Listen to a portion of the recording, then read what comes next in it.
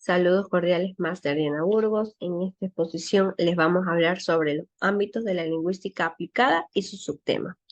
A continuación, les expondré sobre el subtema 1, que se trata sobre lenguaje, el cerebro y la mente. El lenguaje es la capacidad de una persona para expresar sus pensamientos y sentimientos a través de palabras. También es un sistema de signos que una comunidad utiliza para la comunicación oral o escrita. El lenguaje interactúa constantemente en procesos neuronales, por eso juega un papel central en el cerebro humano, desde procesar colores hasta emitir un juicio moral o una acción mental que nos permita distinguir entre el bien y el mal. Todos somos capaces de aprender, hablar y comprender un idioma. Puede parecer sencillo, pero es todo lo contrario. El lenguaje es una de las capacidades cognitivas humanas más complejas. El cerebro. El cerebro humano es un órgano extraordinariamente complejo cuyo funcionamiento nos asombra e intriga.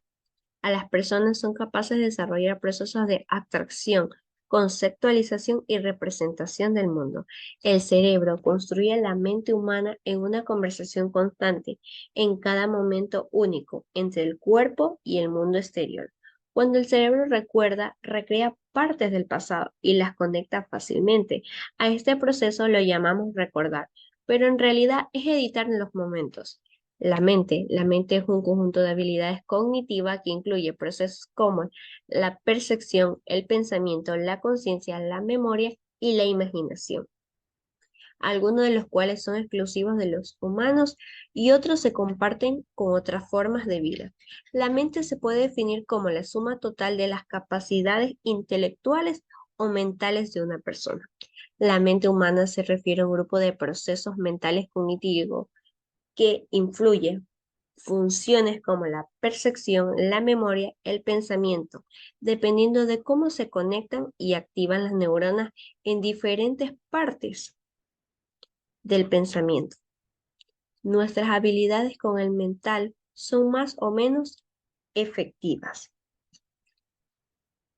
El lenguaje es un sistema funcional que depende del trabajo integrado de todo el grupo zonal cortical y subcortical, cada uno de los cuales hace su propia contribución al resultado final. El daño a una parte cambia el tamaño del sistema. La información inicial sobre las bases neuronales del lenguaje proviene de estudios de pacientes con afasia. La afasia se define como un cambio fundamental en la producción o comprensión del habla causado por un daño cerebral. El lenguaje, el cerebro y la mente están relacionados entre sí. A continuación, mi compañero le va a hablar sobre los demás subtemas. Buenos días, Miss Diana Burgos. Mi nombre es Jorge Andrés Pepper Zambrano y yo le voy a dar una pequeña exposición sobre las estrategias para el aprendizaje y también los trastornos del lenguaje. Ahora, las estrategias del aprendizaje son planificaciones hechas por el docente. Esto quiere decir que nosotros, a partir de la planificación curricular que nos da la institución, nosotros tenemos que crear una planificación pero para el aula, es decir, idear diferentes actividades, estrategias y métodos para poder darle una clase, eh, una buena clase al niño. También se planean los objetivos a alcanzar, es decir, es lo que nosotros queremos lograr a través de estas estrategias para el niño en algún futuro pueda alcanzar dichos objetivos. Una visión a futuro, por lo cual nosotros tenemos que tener en cuenta los diversos factores que pueden ocurrir mediante vamos avanzando en las clases. Ahora, se usa un procedimiento lógico con fundamento psicológico. En este caso, no puedes darle clases de sexto grado a un niño de tercer grado, por lo cual hay que tener en cuenta también la edad en la cual nosotros vamos a dar esa estrategia para los niños de esa edad, de ese curso, por ejemplo. Ahora, uno de sus propósitos es dejarle espacio para que el estudiante se desarrolle. Nosotros como docentes, si bien nosotros tenemos que guiar al niño, también tenemos que tener en cuenta que el niño tiene que desarrollarse por sí mismo. Es decir, nosotros no podemos llevarlo de la mano todo el camino, simplemente guiarlo para que él pueda caminar por sí mismo. Él tiene que autodesarrollarse y autoeducarse, pero con ciertos parámetros establecidos por el docente también. También hay una serie de pasos los cuales van a ayudar a que el aprendizaje sea más significativo al momento de recibirlo, los cuales se muestran en el siguiente gráfico. Estrategia del aprendizaje. Tenemos lo que es autorregulación, que es el proceso de autorreflexión y acción en el que el estudiante evalúa su propio conocimiento. Aquí el niño tiene que mirarse a sí mismo, ver cómo es que está evolucionando su aprendizaje y en base a ello observar sus propios errores para poder solucionarlos en algún momento. Metacognición. La metacognición se refiere al conocimiento, concientización, control y naturaleza de los procesos de aprendizaje. A ver, en la metacognición podría decirse que es prácticamente lo mismo que la autorregulación. Sin embargo, en este caso también hay un aspecto fundamental que es la motivación. Esta motivación puede servir al niño para que pueda decirse a sí mismo que sí puede eh, aprender dicho un concepto o algo así. Un ejemplo de esto puede ser cuando un niño da un examen y saca mala nota. A partir de esa mala nota el niño puede decir, chuzo, puedo hacerlo mejor. Entonces se motiva a sí mismo para en el próximo examen evitar esos problemas, esos errores y así obtener una mejor nota. Tenemos las estrategias de apoyo. Las estrategias de apoyo tienen el fin de mejorar la eficacia de las destrezas del aprendizaje y así optimizar las condiciones en las que se van produciendo. Estas estrategias de apoyo, como su nombre mismo le dice, son un apoyo que nosotros tenemos para poder impartir nuestra clase. Estas pueden ser ya sea dinámicas, cualquier cosa puede ayudarnos a nosotros a impartir un conocimiento más específico para algún área específica. También tenemos lo que son procesos cognitivos, son las operaciones mentales que realiza el cerebro para procesar la información. En este caso, el niño no solo tiene que recibir conocimiento, sino tiene que el niño también procesarlo y vincularlo a diversos conceptos que también él tiene que haber aprendido a lo largo de su vida. En este caso, tiene que mantener esa información para sí mismo a largo plazo, no simplemente desaparecerla al momento de que hace algún examen, etcétera. Prácticas y operaciones. En ellas se planea, es la planeación táctica con la que vamos a llevar a cabo el proceso de aprendizaje. Otros objetivos necesarios para cumplir con la estrategia. A ver, en este caso puede decirse que las tácticas y operaciones significan el momento en el que nosotros vemos que podemos utilizar las estrategias de apoyo como ya vimos anteriormente. Es decir, que el niño tiene que estar ya preparado académicamente para poder realizar alguna de estas estrategias más avanzadas, podría decirse. También tenemos lo que dice objetivos necesarios para cumplir con la estrategia.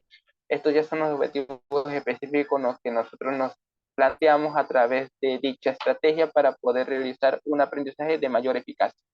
Tenemos los conocimientos conceptuales específicos. Se trata de los conceptos y principios que poseemos sobre distintos temas de conocimiento, el cual nosotros le ponemos una jerarquización a ella. A ver, en este caso puede decirse que nosotros como seres humanos obviamente evolucionamos a través de nuestra vida. Nosotros aprendemos, tenemos aprendizajes desde nuestra casa y nuestro entorno en sí mismo, no principalmente en la escuela. Eso significa que tenemos algo que nosotros llamamos experiencia. A ver, y esta experiencia puede relacionarse de algún modo con los conceptos y los conocimientos que vemos en la escuela impartidas por un docente. Nosotros los vinculamos con algún escenario que nosotros hemos vivido para poder crear alguna imagen mental de ese conocimiento de manera más, pues, efectiva, explicativa y así mejorar nuestro propio conocimiento. También nosotros ponemos una jerarquización, es decir, un orden de lo más importante a lo menos importante de nuestro conocimiento. pero esto ya depende también del docente también. Ahora, vamos a ver un tema que es los trastornos del aprendizaje. Los trastornos del aprendizaje se definen como dificultades específicas para la adquisición de conocimiento. Estos trastornos pueden ocasionar, bueno, estos trastornos se dan a lo largo de la vida, ya sea, pueden ser desde niños o también pueden darse, o sea, pueden repercutir estos trastornos más adelante en la vida. Estos incluyen trastornos como lo pueden ser el neurodesarrollo, refiriéndose con el aprendizaje del niño, deficiencias psicológicas que el niño puede tener, eh, y puede ocasionar una conducta indebida, también puede ocasionar un estado de ánimo un poco, eh, es decir, puede ocasionar que el estado de ánimo del niño baje, también puede ocasionar problemas sociales que pueden ocurrir dentro del aula con los otros niños. Todo esto puede ocasionar este trastorno de aprendizaje. Bueno, si se tratan de la manera correcta, en el menor tiempo posible, el niño puede superar un problema que le repercutirá para el futuro. Aquí tenemos que nosotros como docentes detectar ese problema, trastorno que tenga el niño y en base a ello actuar de alguna manera para poder solucionar ese problema, informándolo primeramente, hacer un informe primeramente para poder pasárselo al rectorado y que las autoridades pertinentes puedan idear alguna solución para el niño. Ahora tenemos los principales trastornos de aprendizaje. Se clasifican en dos tipos, trastorno del lenguaje oral y trastorno del lenguaje escrito. En el trastorno del lenguaje oral encontramos lo que es la dislalia funcional, que es un trastorno de articulación, es decir, no son deficiencias fonéticas por una utilización de los órganos articulatorios. En este caso, el niño se le dificulta poder hablar de manera correcta con otras personas, es decir, sus órganos articulatorios de la voz pueden tener problemas o simplemente puede tener un problema psicológico para poder formular alguna palabra, oración o frase. Tenemos lo que es el retraso del habla, que se define como la incapacidad de entender lo que el niño está tratando de decir. Es decir, no es capaz de enlazar correctamente palabras para que dé a entender una idea. En este caso, el niño sabe escribir, sabe leer, sabe comprender lo que nosotros estamos tratando de decir. Sin embargo, al momento de intentar transmitirlo a través del habla, eh, no puede. Es decir, tiene deficiencias para formular alguna palabra, frase u oración. Intercambia las palabras de la manera incorrecta, también puede hablar un poco más rápido, decir una palabra más rápida o más lenta para poder dar a entender alguna idea que el niño pueda tener. Sin embargo, no tiene este proceso del habla que nosotros, las personas que no sufrimos este tipo de trastornos, tienen para, para realizar esta acción. También tenemos lo que es la disfasia. El trastorno de la disfasia se define como la incapacidad del niño de expresar o comprender el lenguaje y estos suelen comunicarse a través de mímicas y gestos.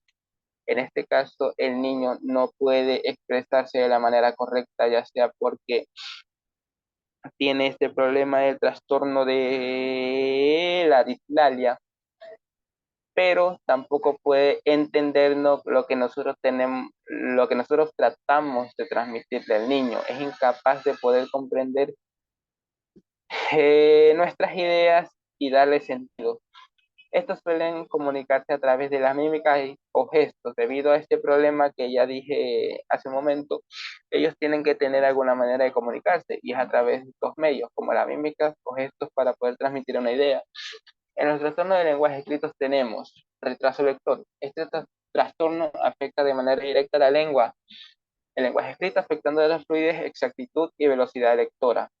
A pesar de que el niño sea capaz de leer, no puede hacerlo a la misma velocidad que nosotros lo hacemos. También puede ocasionar diversas fallas al momento de la escritura debido a este problema. La disgrafia. Este trastorno presenta deficiencias en la habilidad de la escritura del niño, usando espacios incorrectos o irregularidades de las letras y palabras, como anteriormente. En el retraso lector esto también afecta, pero directamente a la escritura del niño. Es incapaz de poder escribir de la manera correcta como lo hacemos normalmente. Ahora, la disortografía. La disortografía puede definirse como la dificultad que presenta algunos alumnos para aprender las normas ortográficas de la lengua, lo cual conlleva a cometer frecuentes errores en la escritura de palabras. Así como dice aquí, dice que tiene problemas para escribir, utilizar las tildes, los signos de puntuación. Tiene problemas para poder realizar eso. Ahora, también voy a hablar un tema aparte de mi tema de exposición, que es la gramática y sus aplicaciones. El lenguaje gramatical se refiere a un conjunto de reglas y estructuras que forman de determinada manera para que tengan sentido la frase u oración. Es decir, nosotros utilizamos la gramática para poder transmitir de manera correcta nuestros pensamientos, emociones e ideas. Tienen que tener una estructura ya establecida y eso se da a través de los elementos del lenguaje. Toma en cuenta aspectos como la sintaxis, la semántica y la morfología. Primeramente tenemos que dar un contexto de lo que es la sintaxis. La sintaxis es la orden estructural de las oraciones, es decir, cada oración tiene que tener algún orden que le dé sentido a idea. También tenemos la semántica, que se define como el significado de las palabras. Es decir, cada palabra tiene algún tipo de significado y gracias a la semántica nosotros tenemos la forma de darle sentido más explícito a esas palabras. Y tenemos la morfología también, que es la estructura interna de una palabra. Es decir, como por ejemplo, se puede decir que la morfología se conforme de lexemas y morfemas. Los lexemas son la parte invariable de la palabra, mientras que los morfemas tienden a cambiar debido a diversos aspectos. Ese es un ejemplo. Y la gramática es esencial al momento de comunicarnos para ordenar nuestros pensamientos de formas comprensibles. Sin la gramática nosotros eh, podemos tener problemas al momento de transmitir alguna idea. Esta gramática nos ayuda a ordenar nuestros pensamientos, como ya se dijo anteriormente, y gracias a eso nosotros somos capaces de transmitir nuestras ideas de manera comprensible para que alguna palabra, para que alguna persona pueda comprenderla de la manera correcta. Sin más que decir, muchas gracias por su atención. Esta ha sido mi participación y mi exposición en mi grupo. Muchas gracias.